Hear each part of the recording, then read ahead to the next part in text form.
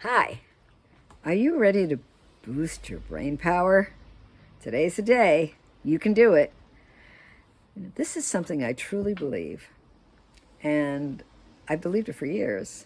I was an English teacher. I was an AP English teacher. I also taught middle school. I was also Title I, English, many jobs.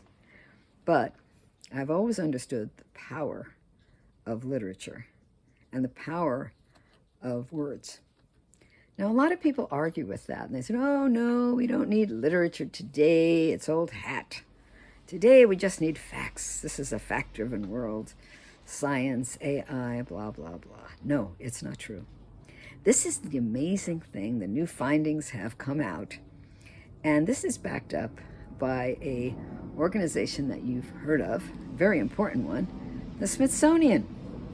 And they say, guess what? It's finally come out all along that, wow, literature is important. Who knew? Oh my gosh. Really, the internet is kind of making people less smart because they don't understand that serious reading, and by that I mean anything that you have to reflect on. And literature, poetry, yes, philosophy. This is what will help your brain. It will boost your brain power, especially in these days where, we're all worrying about Alzheimer's, going, oh no, am I eating the wrong thing? And what am I doing wrong? Blah, blah, blah. Well, one of the things you're probably doing wrong is not reading. When was the last book you read? And okay, a lot of people say, well, I just read the books, I read the snippets. They tell me what to think and I believe them. No, that's really not what you should be doing. I'll never forget, a girl came into my class. She said, oh, I already read Romeo and Juliet. Or I already read Hamlet. Or I said, yes, but you didn't read it with me. And I take a deeper approach to every classic. I take a deeper approach to every poem. So you may not have understood the book you read, which is very true, because at the end they go, oh, is that what it's about? Oh, now I understand why Shakespeare is important. Now I understand why Dickens is important. Now I understand why poetry is important. It changes their life, because apparently the brain needs complex thinking. And complex thinking is what you get in novels. It's not just the facts. A plus B equals C. It's not a mathematical equation. No, not at all. It's A plus B equals Y. Exactly. It just doesn't add up exactly the way equations do. And that's why I think it confuses people. Oh, I don't like literature. It's too hard. Or poetry's too abstract. I don't know what they're saying. What does he mean by that? Well, let's reflect on it. Let's reflect on what it means to read a really good book. There are so many good books. There are so many good plays. When I find out the person hasn't read Shakespeare ever, how's that possible?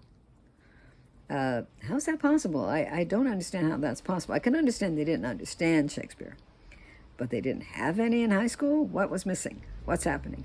If for some reason you have missed Shakespeare, you're missing a lot. Make it a point to get to the library, get a copy of Romeo and Juliet, or Hamlet, or Macbeth, one of them, and read it to the best of your ability. Find the summaries. Believe me, it is worth reading those books. Julius Caesar. Shakespeare wrote wonderful plays, deep plays that you need to read. You need to read them. They will change your life. They are amazing. They come to us from centuries ago, and they come with such deep meaning. Romeo and Juliet, two families that despise each other. Why do they despise each other? For some irrational reason. And it causes death. It causes their children to be caught in that madness of anger and revenge, and their poor children are caught in it. It's terrible. Julius Caesar. Oh my gosh, what a great, great play. You know, power. They worried about his power. And so people said, oh, well, and they started making up stories. They make up stories that aren't true, and just like today. Just exactly. I mean, it's amazing how cyclical history is. Okay, Macbeth. A man whose greed causes him to believe these witches who talk to him. Go, you want to be king? We think you're king. Oh, and his lust for power gets the better of him. And his wife is even more crazy. Wonderful, wonderful, wonderful stuff. I can honestly say the best reading you'll ever read is Shakespeare. So anyway, remember, the Smithsonian says, you want to boost your brain? Start reading now. Have a good day. Bye.